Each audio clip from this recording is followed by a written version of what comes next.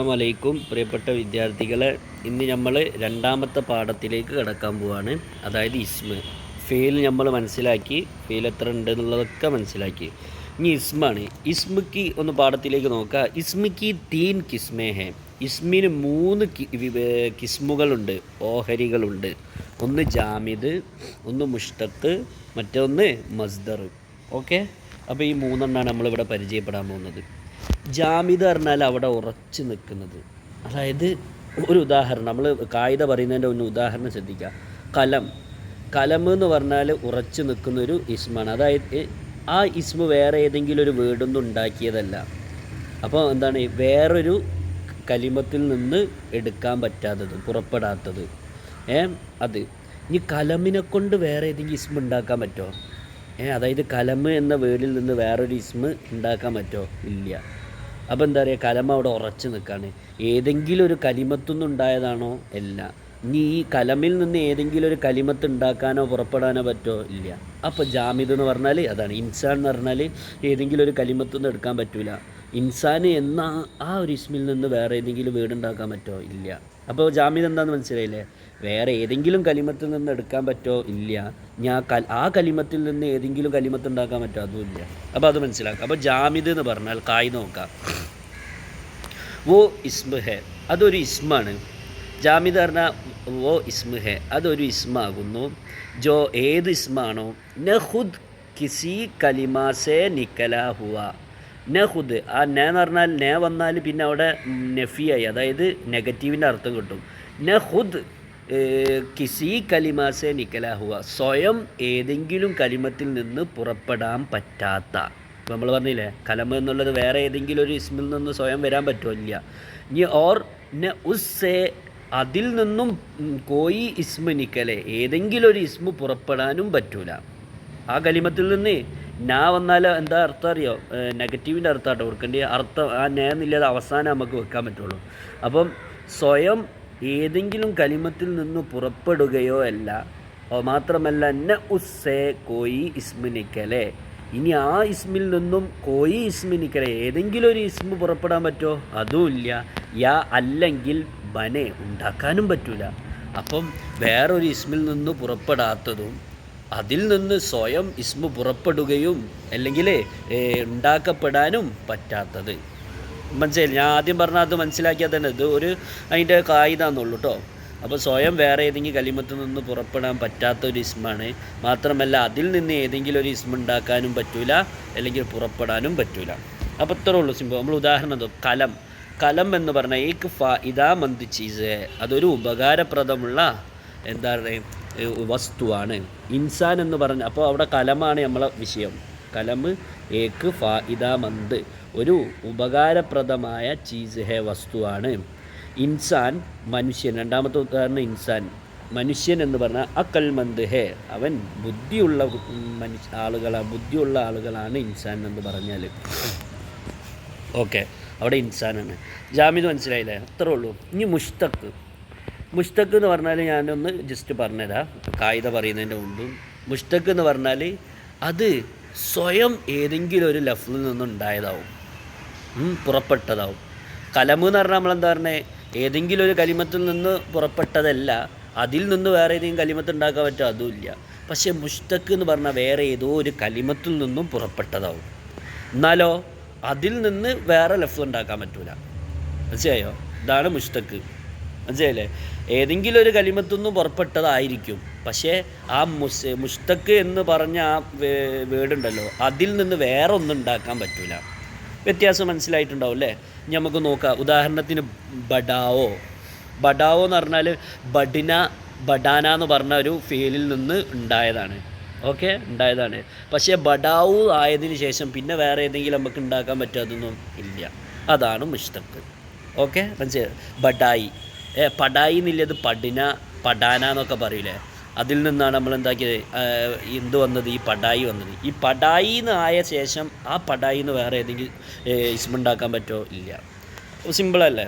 ഇനി മുഷ്തഖ് പറഞ്ഞാൽ വോ ഇസ്മ ഹെ, അതൊരു ഇസ്മാകുന്നു. ജോ ഖുദ്ദോ, സ്വയമാണെങ്കിൽ കിസി ഏതെങ്കിലും ഓർ ലഫ്സസ്, ഏതെങ്കിലും കൂടുതൽ ലഫ്ലിൽ നിന്നും നിക്കലാഹോ പുറപ്പെട്ടതാകാം.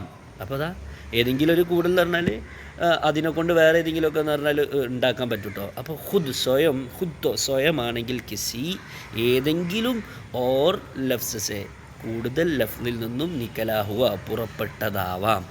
ലേക്കിൻ പക്ഷേ ഉസ്സെ ആ ലഫ്ലിൽ നിന്ന് ഏത് ലഫ്ല് ആ ലഫ്ല് കൊണ്ട് അതായത് മുസ്തക്ക് ആയി നിൽക്കുന്ന ആ ലഫ്ല് കൊണ്ട് കോയി ദൂസർ അൽഫാസ് മറ്റു ഏതെങ്കിലും ലഫ്ലുകൾ നിക്കലെ പുറപ്പെടിക്കാൻ പറ്റൂല. അപ്പോൾ മനസ്സിലായില്ലേ രണ്ടിൻ്റെ വ്യത്യാസം. ദാറുൽ ഹുദാക്കെ ബഡാവോമേ ദാറുൽ ഹുദയുടെ ഉന്നതിയിൽ ആദ്യം ബഡ്ന എന്ന് പറഞ്ഞാൽ ബഡാന എന്നൊക്കെ പറഞ്ഞാൽ ഉയരുക എന്നൊക്കെയാണ്. അത് ഇസ്മായി മാറുമ്പോൾ ബഡാവോ ഉന്നതി എന്നൊക്കെ ആവും കേട്ടോ. അപ്പോൾ ദാറുൽ ഹുദയുടെ ബഡാവോമേ ഉന്നതിയിൽ നമ്മളെല്ലാവരും ഖുശ്ഹേ സന്തോഷവന്മാരാണ്. ഈ പടായി എന്ന് പറഞ്ഞാൽ പഠനം എന്നുള്ളത് പഠിക്കുക എന്നുള്ളത് ഏക്ക് ദിൽചസ്പ് കാമഹേ അതൊരു ഹൃദയഹാരിയായ ആകർഷണീയമായൊരു പ്രവർത്തനമാകുന്നു. മനസ്സിലായില്ല മുസ്തഖ് എന്താണെന്നുള്ളത് ഞാൻ പറഞ്ഞതൊന്നും നിങ്ങൾ മലയാളത്തിൽ എഴുതി വെച്ചാൽ നിങ്ങൾക്ക് ഒന്നുകൂടെ ബെറ്റർ ആവും. ഇനി അടുത്തത് മസ്ദർ. സിമ്പിൾ കേട്ടോ, മസ്ദറും കൂടി ഉള്ളൂ അവസാനത്തെ മൂന്നാമത്തെ. മസ്ദർ പറഞ്ഞാൽ ഞാൻ ഒന്ന് പറഞ്ഞത് എന്താണ് അത് പറഞ്ഞാൽ അതെന്താ പറയുക സ്വയം ഏതെങ്കിലും ഒരു ലഫ്ലിൽ നിന്ന് പുറപ്പെട്ടതല്ല. സ്വയം ഏതെങ്കിലും ലഫ്ലിൽ നിന്ന് പുറപ്പെട്ടാണോ? അല്ല, അസിലായിട്ട് ഓൾറെഡി ഒരു ലഫ്ല് എന്ന് പറഞ്ഞാൽ അത് മസ്ദറായിരിക്കും. നമ്മളൊന്ന് മനസ്സിലാക്കാം. മസ്ദർ എന്ന് പറഞ്ഞാൽ നമ്മളിപ്പോൾ അറബി തന്നെ പറയാം മസ്ദർ എന്നാണ് എല്ലാ കാര്യത്തിലേക്കും പോകുന്നത്. മനസ്സിലായോ? അപ്പം മസ്ദർ പറഞ്ഞാൽ വേറെ ഏതെങ്കിലും ഒരു ലഫ്ലിൽ നിന്ന് വന്നതല്ല, അത് തന്നെയാണ് ഒരു ലഫ്ല്. അത് ഓൾറെഡി അസിലായിട്ട് അവിടെ കിടക്കുന്ന സാധനമാണ് മസ്ദർ. പക്ഷേ ആ മസ്ദറിൽ നിന്ന് ഒരുപാട് ലഫ്ലുകൾ നമുക്ക് ഉണ്ടാക്കാൻ പറ്റും. മനസ്സിലായോ? അതാണ് മസ്ദറിൻ്റെ പ്രത്യേകത. മസ്ദർ സ്വയം വേറെ ഏതെങ്കിലും ലഫ്ലിൽ നിന്ന് വന്നാണോ? അല്ല, അതെന്താണ് ഒരു ആദ്യ അസിലായിട്ട് അവിടെ ഉണ്ടാക്കി വെച്ചൊരു ലഫ്ലാണ്. പക്ഷേ അത് അതിൽ നിന്നും നമുക്ക് ഒരുപാട് ലഫ്ലുകൾ ഉണ്ടാക്കാൻ പറ്റും. ഒന്ന് നമുക്ക് നോക്കാം. അതാ പഠന എന്ന് പറഞ്ഞാൽ എന്താണ്? പഠിക്കുക. പഠന എന്നുള്ളത് പഠിക്കുക. അത് വേറെ ഏത് ലഫ്ലുകൊണ്ട് ഉണ്ടാക്കാൻ പറ്റൂല. പഠിക്കുക അതതിൻ്റെ അസിലാണ്. ഇതിൽ നിന്ന് നമുക്ക് ഏതൊക്കെ ഉണ്ടാക്കാൻ പറ്റുമോ ചോദിച്ചാൽ മാസി ഉണ്ടാക്കാം, മുസാരി ഉണ്ടാക്കാം, പടേക, പടത്ത, അങ്ങനെ എത്രയോ ലഫ്ലുകൾ ഉണ്ടാക്കാൻ പറ്റൂലേ? അതാണ് പറഞ്ഞത് കേട്ടോ. അപ്പോൾ നമുക്ക് അതിൻ്റെ കായികം കൂടി നോക്കിയാൽ ഇത് ഓക്കെ. മസ്ദർ എന്ന് പറഞ്ഞപ്പോൾ ഇസ്മ അതൊരു ഇസ്മാകുന്നു. ഏത് ഇസ്മാണോ? ഹുദ് കിസി ലഫ്സ് സ്വയം ഏതെങ്കിലും ലഫ്ലിൽ നിന്നും നിക്കലെ പുറപ്പെട്ടതല്ല. ഓക്കെ. ലേക്കിൻ പക്ഷേ ഈ ദൂസരെ കലിമേ പക്ഷേ ഒരുപാട് മറ്റു കലിമത്തുകൾ ഉസ്സെ ആ മസ്ദറിൽ നിന്നും ബനെ ഉണ്ടാക്കുന്നു. ശരിയല്ലേ? ഓക്കെ അല്ലേ? അതാണ് പറയുന്നത്. അപ്പോൾ നിങ്ങൾക്ക് ഇത് മനസ്സിലായിട്ട് ഉദാഹരണം നോക്കാം. പഠിക്കൽ എന്നുള്ളത് ഏക്ക് ജറൂരി കാമഹേ ഒരു അത്യാവശ്യ കാര്യമാകുന്നു, അത്യാവശ്യ പ്രവർത്തനമാകുന്നു. ഇനി ബഡോക്ക ഇഹ്തിറാം കർണ വലിയവരെ ഇഹ്തിറാം കർണ പറഞ്ഞാൽ ബഹുമാനിക്കൽ അദബ് ഹെ മര്യാദയാകുന്നു. അപ്പോൾ ഇവിടെ നമ്മളെ വേർഡ് പഠന എന്നാണ്, ഇഹ്തിറാം കർണ എന്നാണ്. ഓക്കെ, നിങ്ങൾക്ക് മനസ്സിലായിട്ടുണ്ടാവും. ശരി, നമുക്കൊന്ന് ആക്ടിവിറ്റി ചെയ്യാം. ആദ്യം നിങ്ങൾ ചെയ്തു വരുന്നു, എന്നിട്ട് നമ്മൾ അടുത്ത ക്ലാസ്സിൽ അതിൻ്റെ തെറ്റ് തിരുത്തി തരും. അങ്ങനെ കേട്ടോ ചെയ്യുക.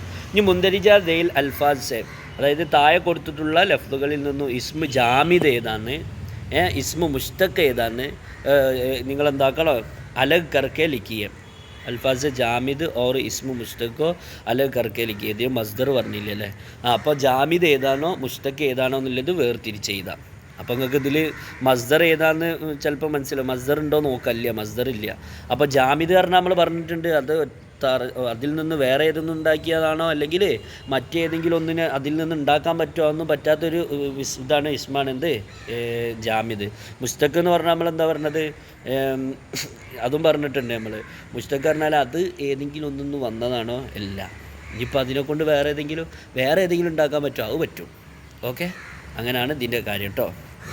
ഇനി ഒന്നുകൂടെ നോക്കാം. മുകളിലിങ്ങനെ നമുക്ക് നോക്കിയാൽ മതി മുസ്തഖ് ഏതാണ്, എന്താ പറയുക, പിന്നെ ജാമിദ് ഏതാണെന്നുള്ളത് ഒന്ന് നിങ്ങൾ വ്യക്തമാക്കാം. അപ്പോൾ ഇത് നോക്കാം ഏതാ അതിൻ്റെ അർത്ഥങ്ങളൊക്കെ നിങ്ങൾക്ക്. കലം, പേന, കിതാബ്, പുസ്തകം, പടായി എന്ന് പറഞ്ഞാൽ നമ്മൾ പറഞ്ഞതാണ് പഠിക്കുക. പിന്നെ കേല് കളി, ദറഖ്ത് എന്ന് പറഞ്ഞാൽ മരം, പിന്നെ കമ്ര റൂം, രഹായി എന്ന് പറഞ്ഞാൽ സ്വതന്ത്രം, ബഖ്ഷിഷ് എന്ന് പറഞ്ഞാൽ അനുഗ്രഹം, ഗബ്രാഹട്ട് പറഞ്ഞാൽ അഹങ്കാരം, ഭയം എന്നൊക്കെ പറയും. ഓക്കെ.